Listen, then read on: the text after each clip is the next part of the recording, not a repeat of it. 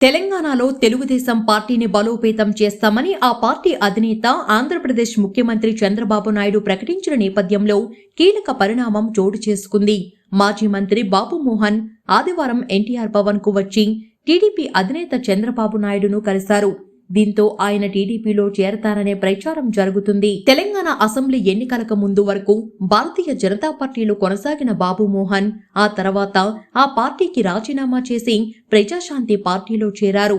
అయితే ప్రజాశాంతి పార్టీలో చేరినప్పటికీ ఎలాంటి రాజకీయ కార్యక్రమాల్లో పాల్గొనలేదు. గత కొంతకాలంగా రాజకీయాలకు దూరంగా ఉంటున్న బాబు మోహన్ తాజాగా చంద్రబాబును కలవడం ప్రాధాన్యత సంతరించుకుంది. కాగా ఎన్టీఆర్ భవన్లో ఆదివారం సాయంత్రం పార్టీ నేతలతో చంద్రబాబు నాయుడు సమావేశమయ్యారు.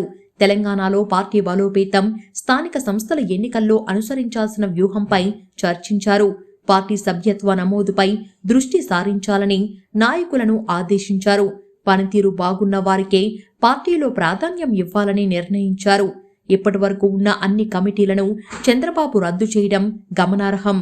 తెలంగాణ పార్టీ నేతలతో భేటీ అనంతరం చంద్రబాబు మాట్లాడుతూ టీడీపీకి చెందిన గ్రామ, మండల, జిల్లా, రాష్ట్ర స్థాయి కమిటీలన్నీ రద్దు చేస్తున్నట్లు ప్రకటించారు.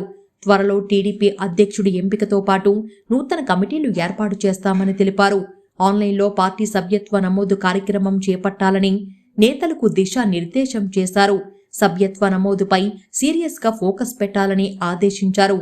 అత్యధిక సభ్యత్వాలు నమోదు చేయించిన వారికి పార్టీ పదవుల్లో ప్రాధాన్యత ఇస్తామని స్పష్టం చేశారు.